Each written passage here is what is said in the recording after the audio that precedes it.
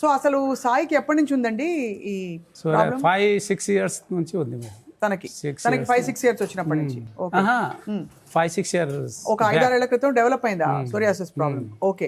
సాయి ఎలా ఉండేది సాయి ఇదివరకు? మీకు చాలా ఇబ్బందిగా ఉండేదా?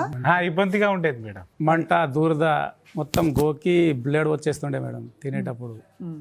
చాలా సఫర్ అయ్యింది. మంట బాగా ఉండేదా? మంట బాగా ఉంది. ఎంత నరకం అండి అసలు స్కిన్ మీద వస్తే.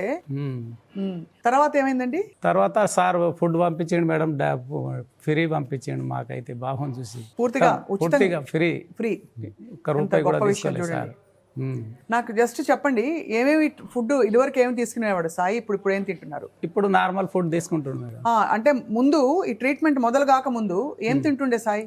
ఇంట్లో ఏం తింటారు ఎక్కువ?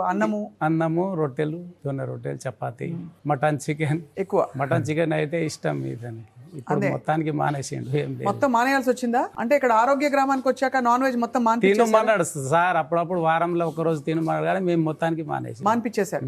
ఎందుకంటే అంత రిజల్ట్ వచ్చింది కాబట్టి. ఇంకా ఫుడ్ లో ఏమేమి వచ్చేది? ఫుడ్ లో మనం ఇంట్లో ఇప్పుడు కూరగాయ, ఇడ్లీ, దోశ అన్నీ మేడం. కాకపోతే కూరగాయలతోటే చేస్తారు, బాగుంటుంది ఫుడ్, చాలా బాగుంటుంది.